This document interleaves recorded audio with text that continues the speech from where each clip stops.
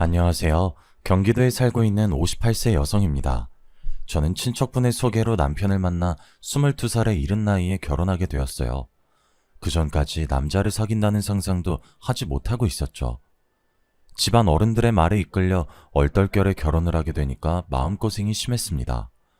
남편을 허망하게 떠나보내고 눈물로 시집살이를 보내야 했거든요. 하지만 시어머니보다 더 상처를 준 건 아들이었습니다. 피눈물로 키운 아들이 돈에 눈이 멀어서 제 등에 칼을 꽂을 줄은 몰랐으니까요. 아무래도 제가 아들을 잘못 키웠나 봅니다. 결혼을 성급하게 결정해서 배 아파 낳은 자식이 배신을 한 것 같습니다. 저한테 결혼은 도피처였습니다. 조금이라도 여유있게 살고 싶지 않냐는 엄마 말을 듣고 결혼을 한 건데 오히려 더 큰 고통을 겪게 됐네요. 저희 집이 아주 가난했거든요. 아버지는 공사장에서 막노동을 하셨고 엄마는 파출부 일을 하면서 어렵게 생활을 꾸려나가셨습니다. 아버지는 특별한 기술이 없는 잡부였고 공사가 끝나면 다른 공사가 생길 때까지 한 달 넘게 백수로 지내실 때도 있었습니다. 아버지 수입이 들쭉날쭉 하다 보니 엄마까지 나서서 돈을 벌어야 겨우 입에 풀칠할 수 있었습니다. 설상가상으로 제가 중학생이 될 무렵 아버지가 공사장 계단에서 미끄러져 낙상사고를 당하셨습니다. 그때 허리를 크게 다치는 바람에 집에 누워만 있는 처지가 되었죠. 엄마는 하루도 쉬지 않고 파출부 일을 다니셨지만 날마다 끼니를 어떻게 때워야 할지 걱정하셨습니다. 모자란 돈을 어떻게 메꿔야 할지 혼자 끙끙 앓으면서 고민하시는 모습을 많이 보여주셨죠. 그래서 저는 또래들보다 일찍 철이 들었습니다. 고등학교 다닐 때 엄마 몰래 식당 일을 하면서 용돈을 벌 정도였습니다. 학교에 내야 할 돈도 제가 벌어서 해결하며 어떻게든 가난에서 벗어나려고 노력했죠. 엄마도 뒤늦게 제가 알바를 하고 있다는 사실을 알고 야단을 치셨어요. 너 알바한다는 게 사실이야? 왜 학생이 공부는 안 하고 쓸데없는 짓 해? 내가 지금 꾹 참고 일하는 것도 너 하나 잘 키워보려고 그러는 거야. 그런데 네가 엄마처럼 일하고 있으면 어떡하니?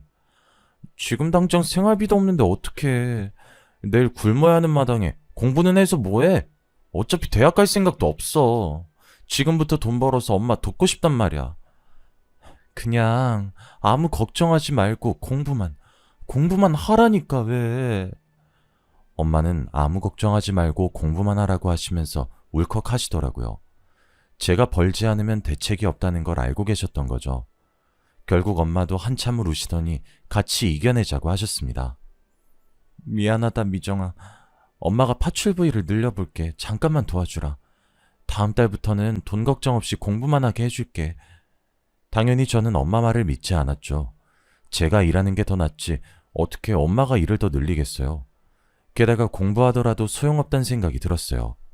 아버지 약값으로 한 달에 수십만 원이 들어가는 마당에 제게 대학은 사치였거든요.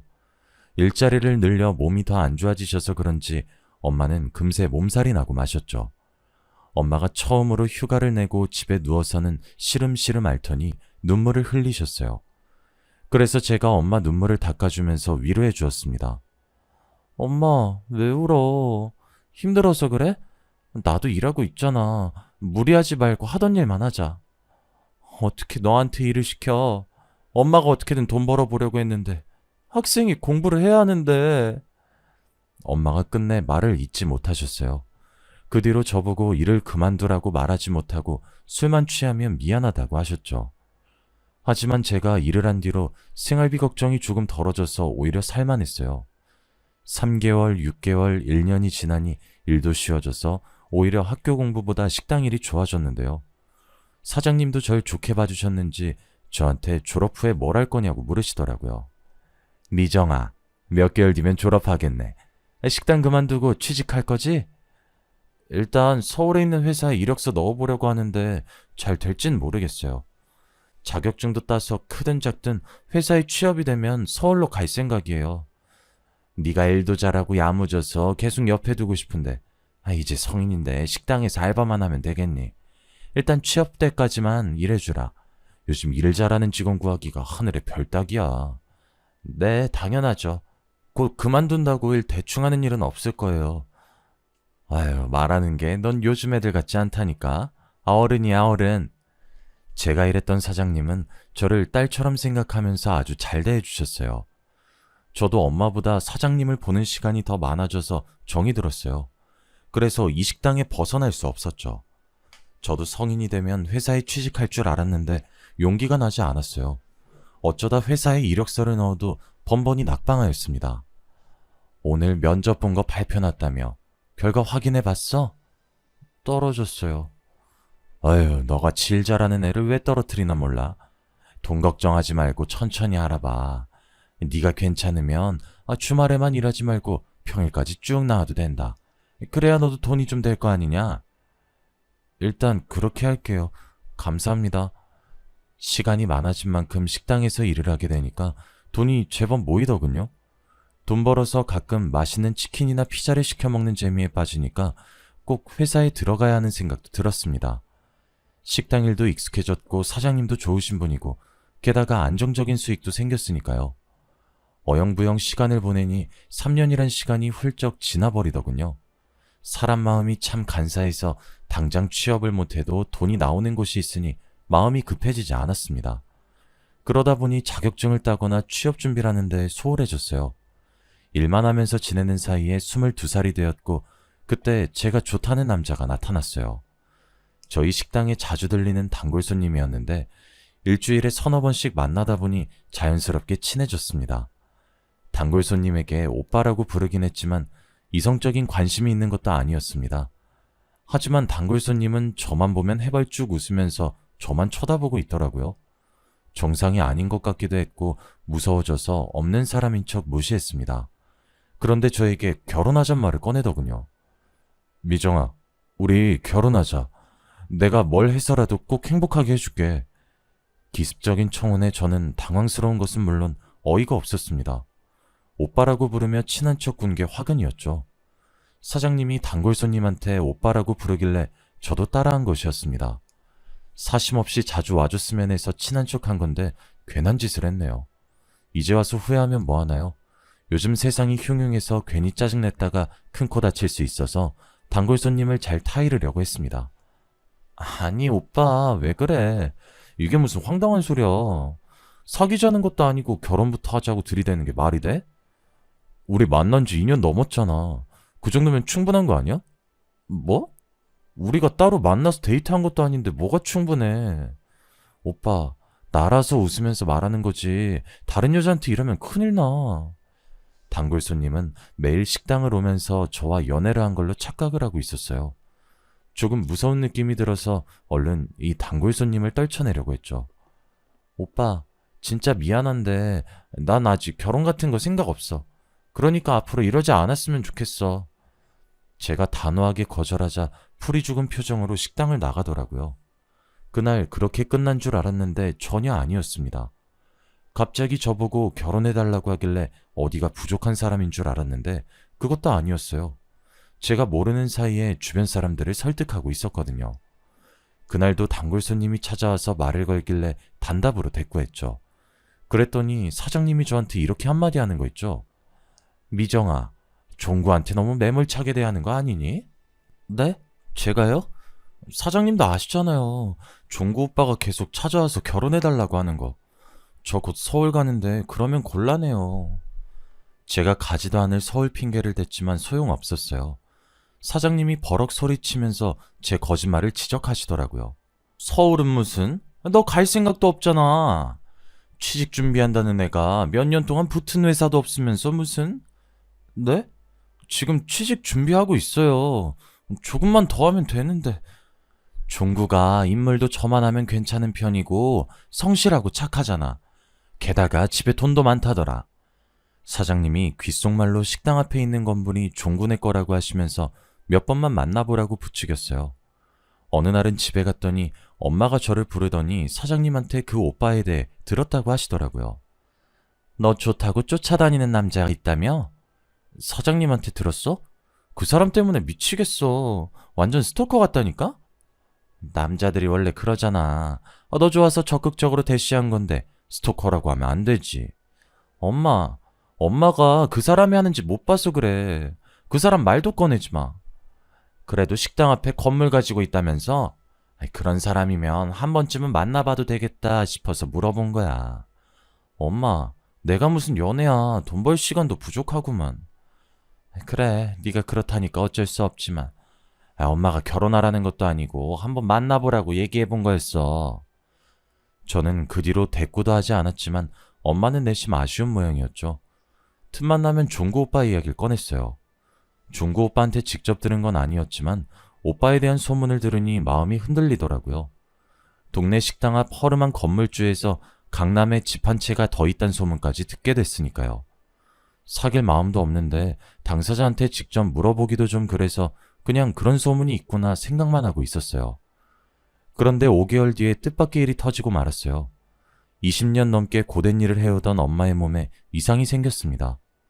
파출부 일을 하느라 엄마 허리가 안 좋아졌는데 최근에 허리가 끊어질 듯이 아파서 걷는 것도 힘들다고 하셨거든요. 얼른 엄마를 데리고 병원에 가보니 추간판 탈출이라는 진단을 받게 되었죠. 의사는 당장 수술을 준비하자고 했지만 500만 원 되는 수술비가 문제였어요. 제가 일단 엄마를 입원시켜놓고 식당 사장님부터 찾아갔습니다. 일하고 있는 사장님을 붙들고 돈 좀 빌려줄 수 있냐고 사정하고 있는데 그때 기다렸다는 듯이 오빠가 나서더라고요.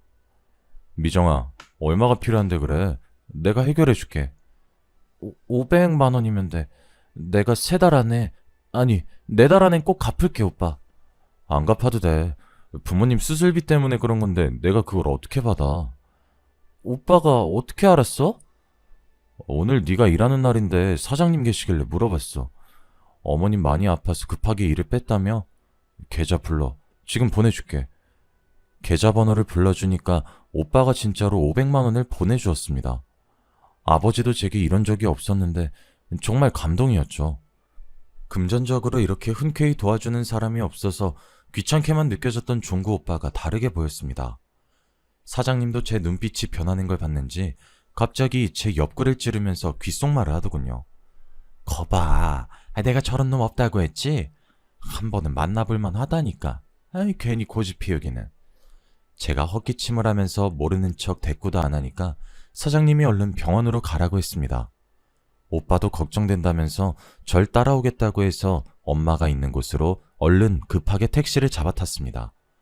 병원으로 가는 내내 오빠는 걱정하지 말라고 제 손을 꼭 잡아주면서 진심으로 다독여주더라고요. 어머님은 너무 걱정하지 마. 수술만 받으면 금방 좋아지실 거야.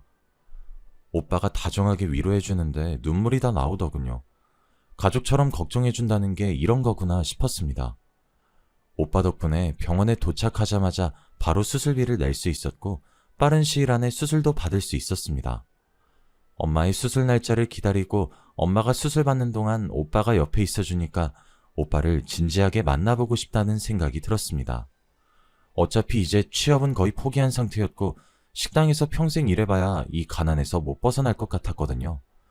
또 어차피 할 결혼이라면 종구 오빠 같은 사람과 하고 싶었습니다. 그래서 오빠와 8개월 정도 만났다가 정말로 시집까지 가게 되었죠. 그런데 막상 결혼식을 올려보니 오빠가 건물주란 소문은 사실이 아니었습니다. 시댁은 저희 집보단 형편이 나았지만 그렇다고 넉넉하진 않더라고요. 시아버지는 10년 전에 세상을 떠나셨고 시어머니는 남편의 뒷바라지를 위해서 시장에서 채소와 과일을 파는 노점상을 하셨어요. 학교를 마친 남편은 공장에 들어가서 일을 했고 5년 뒤에 작업반장이 되었죠. 남편은 시어머니에게 나이도 드셨으니 노점상을 그만두라고 말렸지만 시어머니는 듣지 않으셨습니다. 사지육신 멀쩡한데 집에서 놀면 뭐하냐? 사람은 움직일 수 있을 때 움직여야 돼. 시어머니는 평생 일만 하면서 부지런히 살아오셔서 그런지 제가 집안일만 하는 꼴을 못 보셨어요. 제게 시장에 나와서 노점상 일을 도우라고 하셨죠. 결혼 전엔 식당만 일만 해봤다며? 시집 온다고 그만뒀단 말은 들었다. 집에서 놀 생각하지 말고 나 따라와서 장사일부터 배워봐라. 그때부터 시어머니 밑에서 노점 일을 하게 되었어요. 시어머니는 늘 제게 엄격하셨고 아주 혹독한 시집살이를 시키셨어요. 장사일이 서툴러서 물건을 잘못 받아오거나 계산이 틀리면 벼락같이 호통을 치셨고 장사를 마치고 집에 와도 집안일을 전부 제게 맡기고 조금도 도와주지 않으셨어요. 도와주긴커녕 사소한 것도 꼬투리를 잡아서 구박을 했습니다.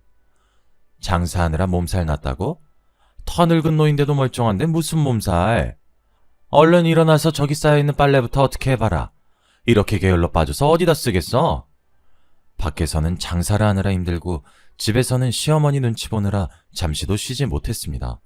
거기에 애까지 들어서 더 힘들어졌죠. 좋은 거한테 들었다. 애 생겼다며? 애가 졌다고 시장에 안 나올 생각은 하지 마라. 시어머니는 임신해서 몸이 무거운 제 사정을 전혀 봐주지 않으셨어요. 정말 거짓말 하나 안 보태고 애가 나오기 직전까지 장사를 해야 했죠. 자칫했으면 시장 바닥에서 애를 낳을 뻔했습니다. 과일을 팔다가 진통이 와서 소리소리를 질렀어요. 시어머니께서 절 부축해주지도 못해서 조금만 참아보라고 난리를 피우길래 옆가게 아저씨 이름만 목이 터져라 불렀습니다. 정말 떡가게집 아저씨가 아니었으면 병원에 가지 못했을 거예요. 정신을 차려보니 간호사가 제 품에 아들을 안겨주더군요. 시어머니께서는 첫째가 아들이라고 좋아하셨습니다. 저를 대하는 태도가 조금은 달라지셔서 다행이었죠. 애 낳느라 고생했다. 몇 달은 집에서 쉬면서 애를 돌보거라. 장사는 내가 알아서 하마. 네? 정말 집에서 쉬어도 되나요? 그래, 나 혼자 장사하기 힘드니까 얼른 몸 추스를 생각부터 해라. 시어머니는 처음으로 집에서 쉬게 해주었습니다. 뜻밖의 말에 눈물이 나올 정도로 고마웠지만 시어머니는 다른 속셈이 있었습니다. 아들이 100일을 넘기고 저도 체력이 회복되자 시어머니께서 장사를 제게 맡기고 싶다고 하시더군요. 나도 나이가 드니 노점 일이 지친다. 애는 내가 봐줄 테니 노점은 이제부터 네가 알아서 해라. 나도 며느리 덕 좀 보자. 네? 어머님, 저 아직도 산후통이 있어서 손발 시리고 어깨도 아파요. 무거운 것도 못 들 것 같은데 제가 어떻게 혼자서 노점을 보겠어요. 나는 뭐 안 아픈 줄 아니? 너만 해놨어? 나도 우리 종구 나와서 몸 많이 망가졌다. 성한 데가 없었는데 돈 벌려고 참았어. 너도 애 키우려면 엄살 피우지 말고 장사 시작해. 어머님, 저 나이 어리다고 이러시는 거죠? 저도 알 거 다 알아요. 산후조리도 제대로 안 해주시고 이렇게 다짜고짜 밖으로 내몰면 어떡해요. 어머님 일 나가신 동안 하루 종일 우는 애 안아주느라 손목이랑 어깨가 다 나간 것 같은데. 제가 눈물로 웃어해도 시어머니에겐 먹히지 않았어요. 기어코 아들 낳은 지 얼마 안 된 며느리를 밖으로 내몰고 자기는 집에서 쉬겠다는 겁니다. 기가 막혔지만 그래도 아들을 봐주겠다고 하니 다행이었어요. 그렇지 않으면 젖먹이 아들을 업고 장사를 해야 했으니까요. 마음속은 썩어 문드러질 것 같았지만 긍정적으로 생각하려고 노력했죠. 하지만 제가 장사를 시작하자 시어머니께서 저를 며느리가 아니라 돈을 벌어오는 기계 취급을 하였습니다. 장사를 마치고 집에 들어오면 오늘은 얼마를 벌었냐고 매일 추궁하셨거든요. 오늘은 수입이 왜 이것뿐이니? 너 혹시 나 몰래 돈 빼돌리는 거 아니야? 아니에요. 제가 그럴 리가 없잖아요. 어머님은 어떻게 그런 말을 아무렇지 않게 하실 수 있으세요? 내가 널 어떻게 믿니? 내가 낳은 자식도 못 믿을 마당에. 제가 속상하다는 표현을 정확히 해도 시어머니는 제가 벌어온 돈만 꼼꼼하게 확인했어요. 장사를 하고 돌아오면 집안일은 안 하게 될 줄 알았는데 예상 밖이었죠. 시어머니께서 정말 아들 돌보는 데에만 신경을 쓰셔서 빨래와 청소는 물론이고 식사 준비까지 저 혼자 맡아서 하게 되었습니다. 이렇게 살다간 쓰러지겠다 싶었는데 나이가 어려서 그런지 잔병치레만 생기고 쓰러지진 않더라고요. 차라리 쓰러졌으면 좋겠다 생각하면서 2년의 시간을 버텨왔어요. 지금 생각해도 제가 어떻게 버텼나 싶네요. 밤마다 욱신거리는 손목과 어깨를 붙들고 눈물을 견뎌왔습니다. 내가 왜 빨리 결혼을 해서 사서 고생을 하는 걸까 하는 후회가 마구 밀려왔죠. 마음 같아서는 당장 짐을 싸들고 친정으로 가버리고 싶었지만 친정도 마찬가지란 생각이 들었어요. 제 옆에 가난이 존재하는 이상 제가 돈 더 벌어오고 집안일도 하고 애도 돌봐야 하니까요. 그리고 저희 엄마는 수술 후유증으로 더 이상 돈도 못 버셔서 기초생활수급자 지원금을 받기로 하였습니다. 엄마도 지금 고통스러우실 텐데 저라도 잘 살기 바라는 친정엄마에게 실망감을 안겨줄 수 없었어요. 그래도 제게는 한 가지 희망이 있었습니다. 똘똘하고 영특한 아들이 있었으니까요. 아들 보는 낙으로 버티니 2년에서 6년을 더 버틸 수 있었습니다. 아들 녀석은 초등학생이 되어도 저를 볼 때마다 활짝 웃어주었습니다. 엄마, 오늘 일 다 끝났어? 내가 어깨랑 다리 주물러 줄게. 아들은 고사리 같은 손으로 열심히 제 어깨와 팔다리를 주물러 주었어요. 엄마, 어때? 이제 안 아프지? 시원하지? 그래, 엄마한테는 민규손 약손이야. 제가 퇴근하고 올 때마다 안마사를 자청하는 아들을 보면 기운이 솟아오르더군요. 그 모습이 너무 예쁘고 기특해서 이런 아이에게 이혼가정을 물려주지 않아서 다행이란 생각도 들었습니다. 제 몸이 부서지는 한이 있어도 아들만 아무 탈 없이 자라준다면 더 이상 바랄 게 없었죠. 게다가 학원에 다니지도 않았는데 아들은 공부도 줄곧 잘했고 100점도 여러 번 받아왔습니다. 그때쯤 되니 장사도 손에 익어서 욕심이 생기더군요. 돈을 더 벌어서 아들 학원이라도 보내주고 싶었습니다. 그래서 시어머니께 가서 미리 받은 가게 이야기를 꺼냈죠. 어머님, 시장에 괜찮은 가게가 하나 나왔는데 그걸 인수하면 어떨까요? 옷가게 사장이 급전이 필요해서 시세보다 아주 싸게 가게를 내놨더라고요. 이참에 노점이 아니라 우리 가게를 만들어두는 게 좋을 것 같아요. 옷가게 사장이 얼마에 내놨는데? 3천만 원이요. 저렴하네. 내 몸이 안 좋아서 가게는 못 보러 가니까 계약은 너 알아서 하고 그 강의 명의는 내 앞으로 해라. 네? 제가 혼자 장사해서 모은 돈인데 왜 어머니 명의로 가게로 돼요? 너한테 장사를 가르친 게 누구냐? 기껏 시장판에서 밥 벌어먹도록 만들어줬더니 이젠 가게까지 차지하겠다는 거냐? 그럴 작정이면 가게고 뭐고 다 없던 걸로 하자. 8년 동안 일한 게 다 어머님 품으로 들어간다니 너무 억울하고 분했어요. 시어머니의 명의로 가게를 사기 싫다고 계속해서 노점상으로 일할 순 없는 노릇이었어요. 돈은 시어머니가 가지고 있으니 어쩔 수 없이 시어머니 앞으로 가게를 인수했습니다. 그래도 노점이 아니라 마음이 놓이더군요. 신고받고 출동한 경찰을 피해 자리를 옮기거나 다른 노점상들이랑 실랑이를 벌이지 않아도 됐어요. 이리저리 옮길 필요도 없으니 단골도 생기고 장사도 전보다 잘 되었어요. 이제야말로 한시름 놓았다고 생각했는데 사람 일은 참 알 수가 없습니다. 느닷없이 공장에서 일하던 남편이 사고를 당해서 크게 다치고 만 겁니다. 연락을 받고 허둥지둥 병원으로 달려갔더니 남편은 이미 수술실로 들어간 뒤였어요. 제가 간호사를 붙들고 남편이 어딜 다친 거냐고 물어보니까 공장 소장님이 저를 부르더라고요. 소장 말로는 무거운 기계를 크레인으로 옮기다가 갑자기 정전이 돼서 공중에서 기계가 떨어졌다고 합니다. 남편이 그 밑에 깔리고 말았는데 그 소리를 듣자마자 다리가 후들후들 떨렸습니다. 제가 주저앉아서 수술실 문만 바라보고 있으니까 몇 시간 뒤에 의사가 수술을 마치고 나왔습니다. 선생님, 저희 남편 괜찮나요? 살아있긴 하는 거죠? 환자분이 너무 심하게 다치셨어요. 출혈도 많았고 회복을 낚아낼 수 없는 위험한 상태입니다. 그 말을 듣고 설마 했습니다. 이대로 혼자 남겨지는 건가 싶었지만 끝까지 포기하지 않았어요. 남편이 중환자실로 옮겨졌지만 이틀 동안 의식을 회복하지 못했죠. 그 시간 동안 정말 속이 타들어갔습니다. 그러다 남편이 기적처럼 의식을 되찾고 눈을 떴습니다. 여보, 정신이 들어? 나야 당신, 나 알아보겠어? 다행히 저를 알아본 남편은 저보고 가까이 다가오라는 손짓을 보냈습니다. 그리곤 제게 깜짝 놀랄 말을 전해주더군요. 보험이 있어. 엄마도 몰라. 당신이 처리해줘. 보험? 갑자기 무슨 보험? 지금 무슨 말을 하는 거야? 남편은 10년 전에 생명보험을 들어놨다고 했습니다. 결혼을 하고 애를 가지자 남편은 혹시나 하는 마음에 지인의 소개로 생명보험에 가입을 해두었다고 해요. 그 사실을 저와 시어머니에게 비밀로 했고 수혜자는 시어머니가 아니라 바로 저라고 이야기해 주었습니다. 거기까지 말해주던 남편이 의식을 잃더니 그대로 눈을 감고 말았죠. 그제야 의사와 간호사들이 와 응급처치를 해주었지만 남편의 심장이 다시 뛴 건 아주 잠시였습니다. 일주일 동안 혼수 상태에 빠져 있다가 세상을 떠나고 말았거든요. 남편 장례를 치러준 뒤 보험회사에 보험금 수령을 신청했습니다.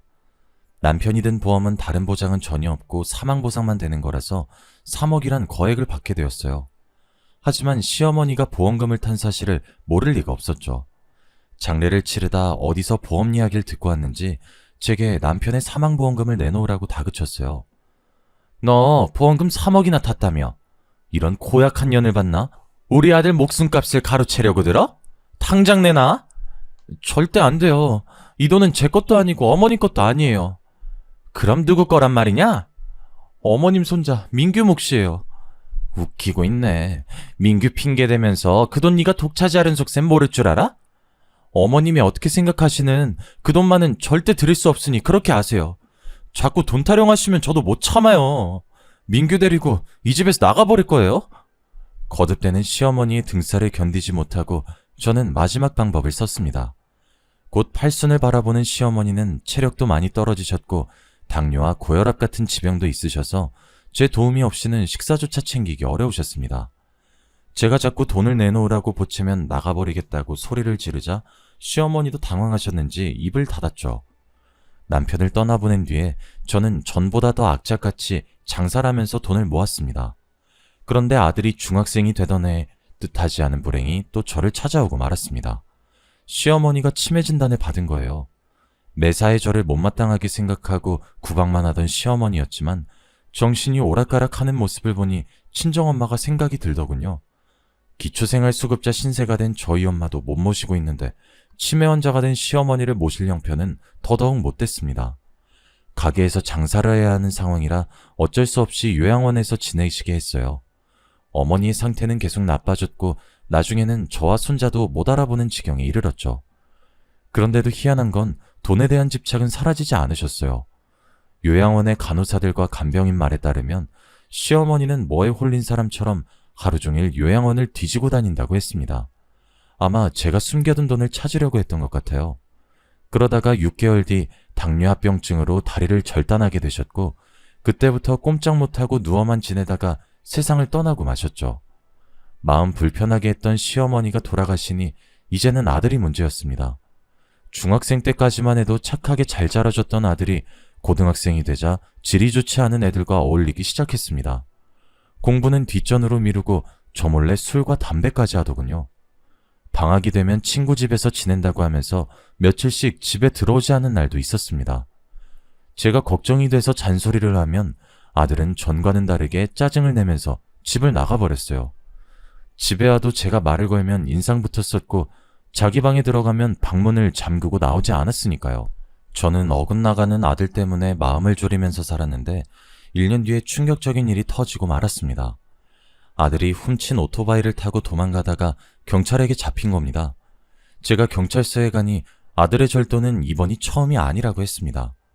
경찰한테만 안 걸린 거지 지갑이나 핸드폰은 물론 노트북도 훔친 적이 있다고 하더군요.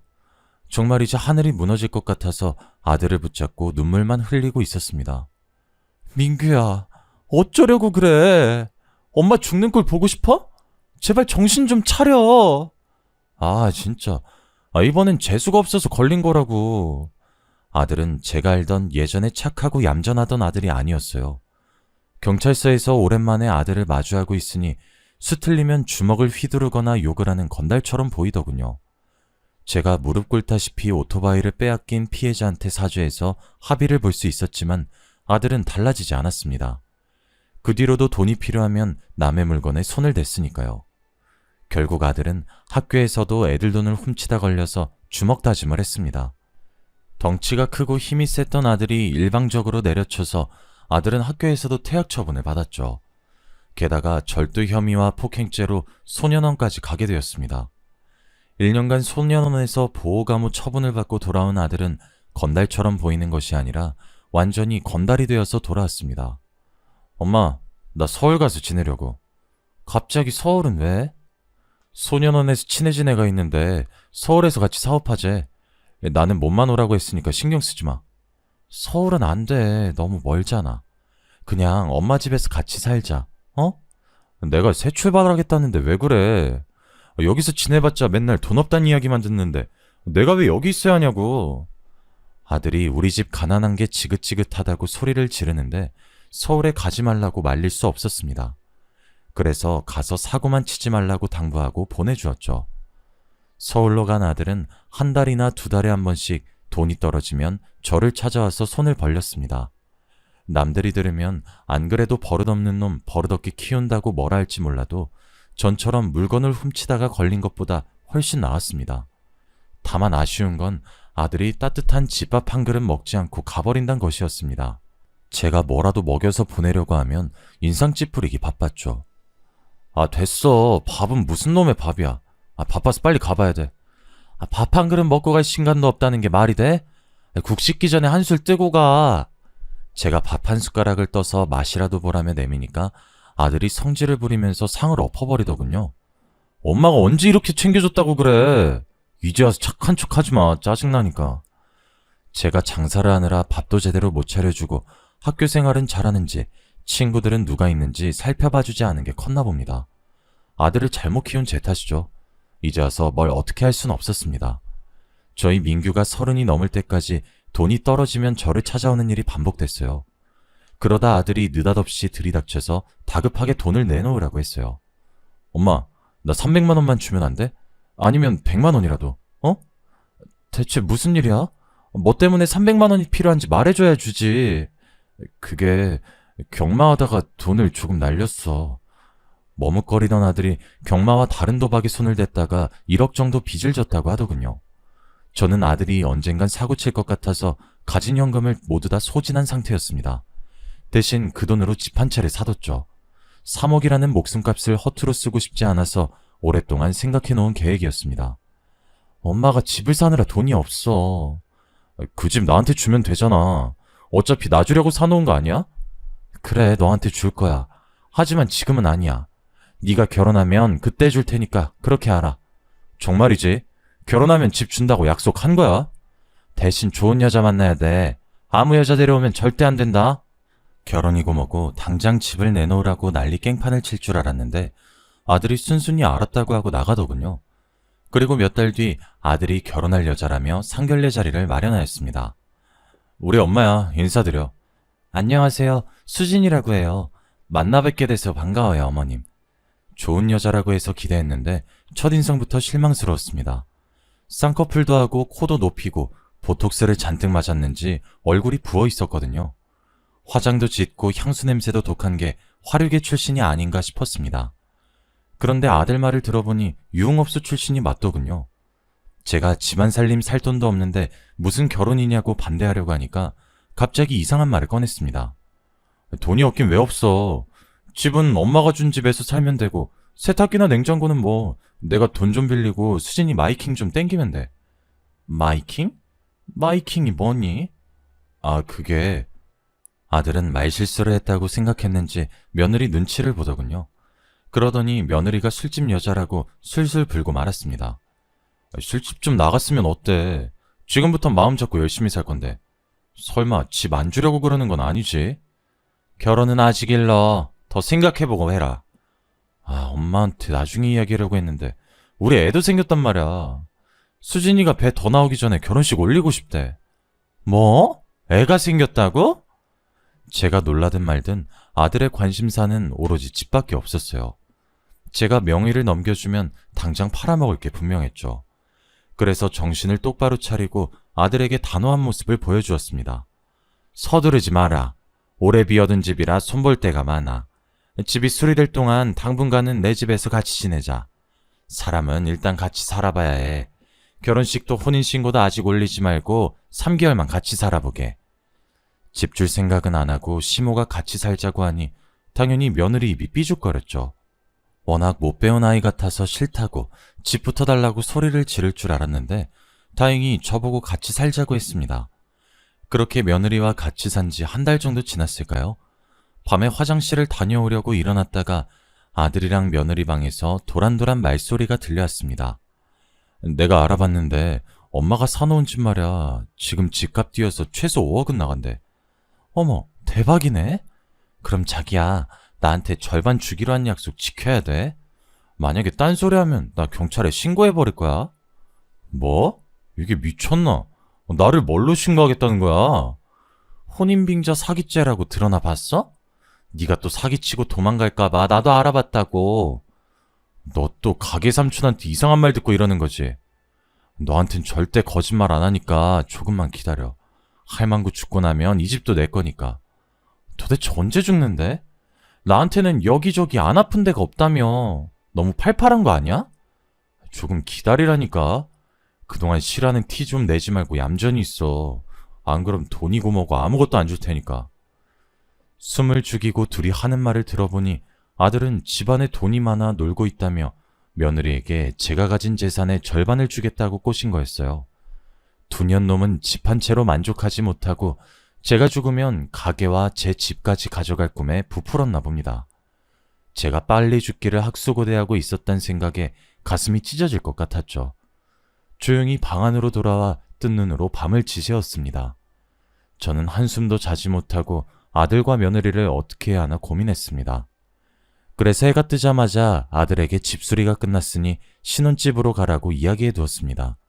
그대로 가게로 출근하고 돌아오니 아들은 보이지 않고 며느리가 누군가와 전화를 하고 있더군요. 응, 오빠. 이제 작업 거의 다 끝났어. 2억 5천은 땡길 수 있을 거야. 물론이지. 그 자식은 나를 마누라로 생각하고 있는데 웃겨 죽겠어. 사실 임신도 안 했고 혼인신고도 안 했거든. 집 팔아서 돈만 챙기면 야반 도주할 거야. 얼른 돈만 챙기고 오빠 보러 가고 싶다. 며느리가 아들과 작정하고 저를 속인 것도 모자라 숨겨둔 내연남까지 있었던 겁니다. 그 전화통화를 듣는 순간 그동안 참아왔던 게 터져서 며느리에게 달려들고 말았습니다. 머리채를 잡아채면서 할 수 있는 온갖 욕은 다 했죠. 뭐? 돈만 챙기고 야반 도주할 거라고? 어디서 근본도 없는 술집년이 나를 속여? 이거 놔요! 경찰에 신고할 거야? 폭행죄로 신고할 거라고! 그래, 신고해라. 너 사기친 거랑 내 폭행죄랑 누가 더 형 오래 사나 보자. 같이 깜빵 가보자고. 제가 진짜로 경찰에 신고할 기세로 핸드폰을 챙겨드니까 며느리가 조용히 사라질 테니 없던 일로 하자고 하더군요. 어림도 없는 소리였습니다. 그대로 경찰에 전화해 며느리가 사기 결혼을 했다고 신고했죠. 하지만 며느리가 돈을 챙겨들고 튄 것도 아니고 금전적인 이득을 취하기 전에 신고한 거라 제대로 된 복수도 하지 못했습니다. 하지만 아들이 배운 것도 없는 여자에게 벗어났다는 것만으로 천만다행이라고 생각합니다. 저보고 죄송하다고 효자가 되겠다고 하진 않았지만 돈만 밝히고 저를 속이려고 든 게 후회가 되긴 했나 봅니다. 제 옆에 붙어 살면서 배달 일을 시작하더니 더 이상 사고는 치지 않네요. 이렇게 사연을 적어보니 믿을 수 없는 일의 연속이었습니다. 저에게 좋은 집안, 좋은 남편, 좋은 아들도 없었지만 이렇게까지 버티게 해준 건 가난해서 생긴 악착 같음인 것 같습니다. 바쁘게 살아오다 보니 제 한탄을 말할 사람도 없어 사연 보내봤는데 어떤 반응일지 궁금하네요. 물론 저보다 더 힘든 사람들이 많겠지만 위로의 한 말씀 부탁드립니다.